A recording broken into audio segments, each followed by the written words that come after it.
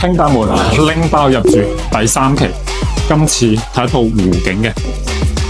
嗱，一出電梯廳咁大一塊，全部都係自己用嘅。咁入嚟仲有一個入戶花園，你話正唔正？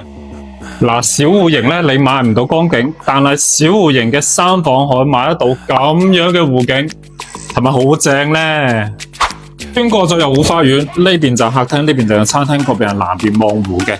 咁後面呢一塊咧就係廚房啦。你睇，連方太嘅嗰個爐灶都仲未拆嘅。你話呢一套住過未啦？就真係完全未住過嘅。咁點解我哋會話呢一套係拎包入住呢？因為呢套嘅價錢真係筍啊！你加埋啲櫃，加埋啲家私家電，都仲未去到正常嘅價錢，仲會送你一個車位。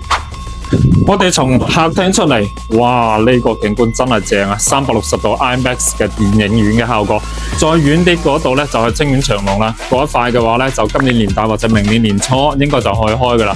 下面呢一個呢係天然嘅湖泊嚟嘅，咁你喺嗰度甩一間，釣個魚上嚟呢，就可以炒個餸。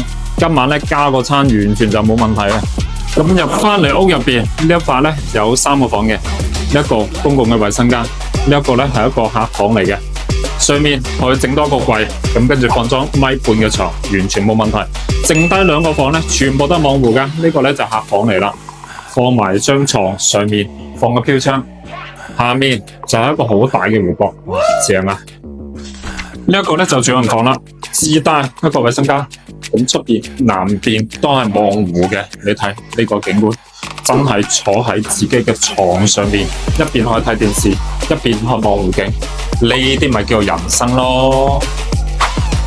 點樣？你覺得正唔正？正嘅話呢，可以喺評論區就可以揾到我哋噶啦。好，溜溜，我係清遠房中醫。